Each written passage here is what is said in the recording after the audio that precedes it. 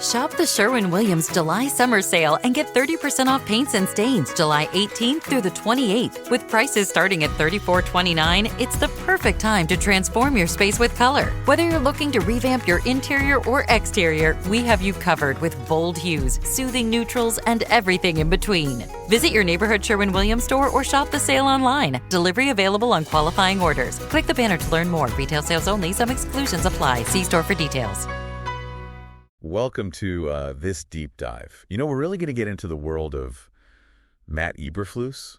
Oh, yeah. He's head coach of the Chicago Bears. The Bears. And, we're drawing on excerpts from articles, game reports, all kinds of stuff that you sent us. Right. I think it's going to be interesting. Yeah, a fascinating journey, from his college days. Yeah. All the way to the NFL. From college star to the NFL. Yeah, and what's interesting is that we're looking at a coach who seems to be at a crossroads. Okay. In his career. At a crossroads. Okay.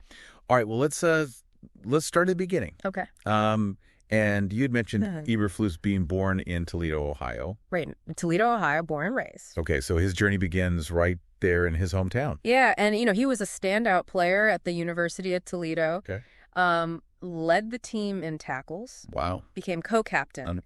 And even earned the Most Valuable Player award. Really? Yeah. I mean, those are serious leadership credentials. Absolutely. Right from the start. Yeah. Right away. Right away. So was it clear back then? I mean, winning that MVP award, was it clear that he was destined for a coaching career? It's interesting because his transition from playing to coaching was so swift. Okay. He began as a student assistant at Toledo, his alma mater, and quickly climbed the ranks. Within just a few years, he was coaching defensive backs. Wow. And contributing to a conference championship win. So it sounds like he has a real knack for defense. Oh, yeah. Did focusing on that side of the ball shape his coaching style in any particular way? Yeah, what's interesting is that his defensive background seems to have instilled in him a very structured, disciplined approach. Okay. And that's evident in his HITS principle, which he implemented with the Bears. HITS, hustle, intensity, takeaways, and playing smart. Okay. That's a catchy acronym. Yeah. But what's important is whether it translates into wins. Right. That's the million-dollar question. Yep. Some coaches are known for being offensive masterminds, while others excel at crafting suffocating defenses. Okay. Eberflus definitely falls into the latter category. So he honed his defensive expertise first at Toledo. Right. And then at the University of Missouri, where he served as defensive coordinator. Yes. And led the team to a division title. Correct. But how did he make the leap to the NFL? Well, his success at Missouri caught the attention of the Cleveland Browns. Okay.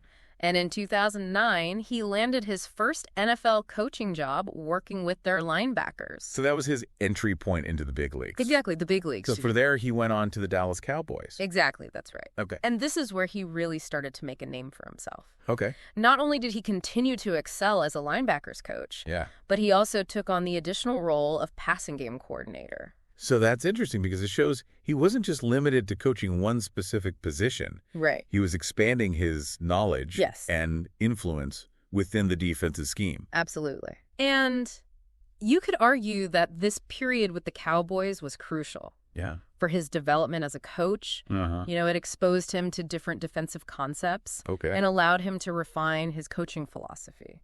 So it seems like this experience laid the foundation for his next big move. Yes. Becoming the defensive coordinator for the Indianapolis Colts. The Colts were a team with a lot of potential. Yeah. But their defense needed a boost, and Eberflus delivered. Okay. Under his leadership, the Colts defense became one of the most formidable in the league. So this is where things really start to click for him career-wise. Yeah. This success with the Colts catapulted him to the head coach position for the Chicago Bears in 2022. And with that came the weight of expectations in a city that lives and breathes football. Oh, yeah. Taking on the Bears was a major step. And it presented him with a whole new set of challenges. Yeah, I bet. Yeah. The Bears, they have a storied history. They do. But they'd also been struggling in recent years. It was a team in transition, and Eberflus was tasked with turning things around. And he came in with his trademark intensity. Yes. Instilling that HITS principle you mentioned earlier. Right. Did that approach resonate with the players? Well, culture change takes time. You can't just flip a switch and expect a team to instantly adopt a new mindset. Sure. The 2022 season ended with a disappointing 3-14 record. Oof, that's rough. Yeah. That's a rough start. It put a lot of pressure on Eberflus right out of the gate. It makes you wonder, can a nice guy like Eberflus, someone who emphasizes personal growth and character, can they really thrive in the cutthroat world of the NFL? That's a fascinating question. Yeah. Some argue that you need a certain ruthlessness to succeed as a head coach, a willingness to make tough decisions, and bench star players if necessary. Yeah. Others believe that creating a positive and supportive environment can be just as effective. So how has Eberflus navigated that balance? Yeah. He improved to a 7-10 record in 2023. Right. But the 2024 season has been a different story. Yeah. A 6-game losing streak is a serious test for any coach, especially in a city like Chicago. Especially in Chicago. I mean, the scrutiny has definitely intensified. Oh, absolutely. And some of the criticism directed at Eberflus has focused on his in-game decision-making, particularly his clock management. Yeah, there were a few questionable calls, especially during that Thanksgiving Day loss to the Lions. That one was rough. Yeah. That really put him under the microscope. Under the microscope big time. Even former coaches like Bill Cowher have weighed in, expressing concerns about his timeout usage and overall game strategy. I mean, that kind of criticism from a respected figure like Cowher has to sting a little bit. Of course, and it raises the question of whether Eberflus's strengths as a defensive coordinator translate to success as a head coach. Right. The skill sets aren't necessarily identical. The head coach needs to have a broader perspective, overseeing all aspects of the team. So it's not just about X's and O's. Right. It's about leadership communication and the ability to manage personalities and egos within a high-pressure environment. Absolutely high pressure. Do you think those are areas where Eberflus might need to grow? It's hard to say for sure. Yeah. But it's certainly something to consider. Right. Every coach has their own strengths and weaknesses. And part of the challenge is identifying those areas where you need to improve. Eberflus has talked about the importance of personal growth. Yes, he has. Not just for his players, but for himself as well. That's right. Do you think this adversity, these challenges he's facing, could ultimately make him a stronger coach? You know, adversity can be a powerful teacher. Right. It forces you to confront your limitations and find ways to adapt. Okay. It's like tempering steel. Okay. The more you heat it and hammer it, the stronger it becomes. So while the critics are circling and the calls for change are getting louder, Eberflus might just be quietly learning and evolving behind the scenes. He might be using this experience to refine his approach and develop the skills he needs to succeed at the highest level. You mentioned earlier that Eberflus has a reputation for being a nice guy. I did. But maybe that's an oversimplification. It could be. Perhaps there's a steely resolve beneath that calm exterior. It's certainly possible. I mean, remember, this is someone who led his college team to an MVP award and built one of the toughest defenses in the NFL. Right. Those accomplishments require a certain level of competitiveness and drive. I would say so. Yeah. Perhaps those qualities will be what help him navigate this turbulent chapter in his career. It's a reminder that there's often more to people than meets the eye. Yeah. You know, the public persona we see might not fully capture the complexities of a person's character. And as we delve deeper into Eberflus's story, it's important to consider the man beyond the coach. Absolutely. Our sources highlight his commitment to family and community. He's known for being a devoted husband and father, and he's also actively involved in various charitable endeavors.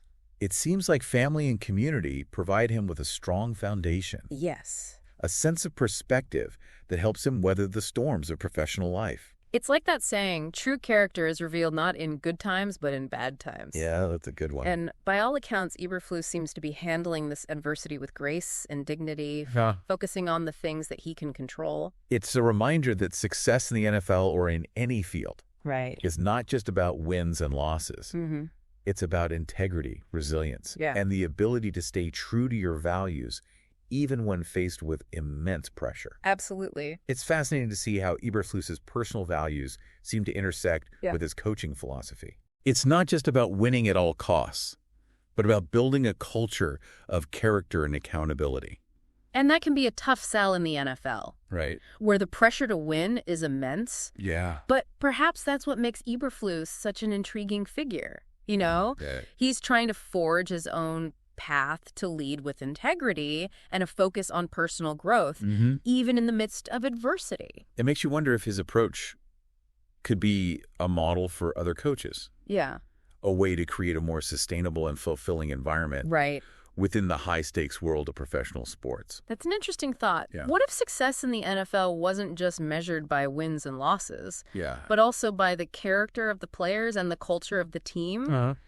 It's a different way of looking at things. Right. And it might be exactly what the league needs. As we wrap up this deep dive into the world of Matt Eberflus, I'm struck by the complexity of his journey. Yeah. He's a man of contradictions in some ways. Yeah. A nice guy who's also a fierce competitor. Right. A defensive mastermind who's still finding his footing as a head coach. And that's what makes him so compelling. Right. He doesn't fit neatly into any box. Yeah. He's challenging our preconceived notions of what it means to be a successful NFL coach. So where does he go from here? Right. Will he turn things around in Chicago? Yeah. Will his HITS principle ultimately bring the Bears back to greatness? Right. Or will his path lead him elsewhere? Those are the questions that remain unanswered. Yeah. But one thing is for sure. Matt Eberflus won't back down from a challenge. Okay. He'll keep fighting, keep learning, and keep striving to make a positive impact both on and off the field. Now, thinking about all we've discussed today, I want to turn things over to you. Okay. If you were in Matt Eberflus's shoes, what would be your next move to turn things around for the Bears? That's the question you've been wrestling with throughout this deep dive. That's right. We've explored his background, his strategies, the challenges he's facing, and even his personal values. All of it. Now it's your turn to step into the coach's role. We've given you the playbook. What would your game plan be? I think that's something for our listener to ponder. Yeah. We've provided the insights, the analysis, the different perspectives. Yeah. Now it's time to form your own conclusions. It's been a pleasure diving deep with you into the world of Matt Eberflus. Likewise. We hope this has given you a better understanding of this complex and intriguing figure. And we hope it sparks some new ideas and perspectives for you to consider. Until next time, keep learning, keep questioning, and keep diving deep. Today is your lucky day. Today is the day that our $3 website works for you, paying you directly to your PayPal daily. Imagine $3 ongoing continuous payments to your PayPal account. Imagine falling asleep and waking up to $300 in your PayPal account. How would this make you feel? How could this help you? What bills could you pay? What kind of fun could you have? What does that retirement look like now? All for a one-time payment of $3. This website is DFY done for you, fully built and completely hosted, and never stops collecting payments for you. You have spent $3 on coffee on a regular, but that coffee won't help you create multiple streams of income. Click the link below.